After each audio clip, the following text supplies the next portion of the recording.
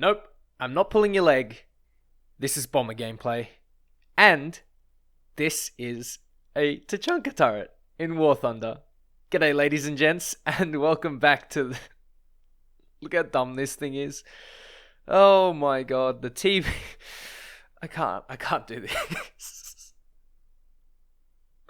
I can't believe I'm making a video on the dumbest bomber in the whole game. The TB3. This bomber isn't available in the regular tech tree. It's an event plane. And I think you were able to get it through several opportunities. I can't remember the very first time, but this thing was available through, I believe, some sort of event, and then maybe another event, and now it's available as a Warbond plane every once in a while. It's really, really fun. It's so dumb, but it's really fun. This plane is equipped with several turrets, and you can see the guy's just sitting out on the fucking... Oh my god. Only the Soviets could design something like this. It's got... If you saw there just a second ago, underneath the wings, there are two Ivans in gondolas, or like little capsules, if you will, below the wings. This is some World War One shit here. You can see I'm traveling at 200 and something kilometers per hour, and I'm pushing it. I can't whip because the props don't have a changeable pitch. It's a fixed pitch propeller, and they're made of goddamn wood. The undercarriage is like a bicycle thing with spokes, and it has those turrets. Now, for those of you who don't know, the turret is a DA machine gun, which is very, very similar to the DP machine gun that you might see in certain other games. Maybe you've seen it in some combat simulators. Maybe if you've played PUBG, you've seen it in PUBG. If you've played Rainbow Six, you'll know that there is an operator who is quite famous for having a mounted LMG, and that is Tachanka. And Tachanka actually carries a variant of the DA machine gun, which is, I can't really remember what it is. It seems like a later variant, but this is literally the closest thing we'll get to Tachanka turrets in War Thunder, and they are just as memey and just as fun, because they come on the two most ridiculous planes in the whole fucking game, the PO2 and the TB3. I'm not even kidding. Have a quick Google search. Have a look at Tachanka's turret on the wiki, and you'll find, after you do a little bit of digging, that it's very similar to the actual machine gun on the on Tachanka. It's just like anything early Soviet just seems to be absolutely crazy and absolutely hilarious. The things they designed just... everything about this match is just wacko. Like, look, there's a Boston just sort of falling to the ground in a pile of flames. I just set on fire a Key 27, and now I have a severely damaged plane, but I have most of my gunners. So, LMG mounted and loaded, coming straight at this Heinkel 100. And it's quite straightforward. All you have to do is click and drag your mouse across the screen. But there is a little trick to it. What I tried to do is I try to make all three of my guns face the Heinkel 100 at the same time. This isn't always possible, but sometimes if you get them close enough, the AI gunners can open up. And as you can see, just as he gets out of range, it sets him on fire. Oh my god. And a Heinkel 100... You're not putting a fire out in a Heinkel 100. That thing, you get any sort of damage, yeah, you can kiss your ass goodbye, because the thing's going... Oh my god. It's fantastic. It's great fun. It's so dumb. Until someone gets upset that I apparently ate their beans and sets me on fire. Thank you, Kanye. Very cool. That it was definitely your kill to start off with. But nonetheless, this thing is slow enough to make an emergency landing in the field. And that's exactly what I do. Look at this. I managed to go through all the trees. Somehow, I managed to, survive. Like, my pilot survives. Oh my god, man. This is just... What else do I say? This thing is so dumb. I really want to try it out in tank battles, though. I really want to see how that goes, because that's going to be an absolute Muppet show as well. All of my Ivans or my Tachankas, if you want to, whatever you want to call them, they're all asleep and they all passed out.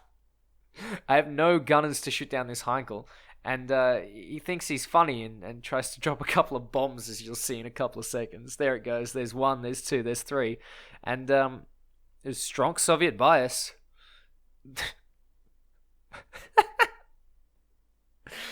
None of them do any damage. True Soviet bias. I love it. It's glorious fun, and it's really, really stupid. But on to the next match that I will show you. And you can see that's a lot of enemies. And at that distance, if it was a jet match, I would probably be wetting my pants right now. But because we're at low tier, everything travels super slow, and I'm trying to get my 3 gunners onto this other Heinkel 100, and you can see he's trying to pepper me from like 800 meters, and from 800 meters, the machine guns that the Heinkel 100 is given, they're good, but you want to be using them closer, like 600. There we go. Get in a little closer. Go on. Come on. Come in a little closer. And another fire. That is why you use armor target, Billiard. It's too good. Sometimes this thing gets absolutely gangbanged and it's not really fun, but if you can single out a single target or like 2 targets and have them attack you very slowly, biplanes, for example, you can shred them up. You have 6 machine guns if you point them all the right way, maybe more. And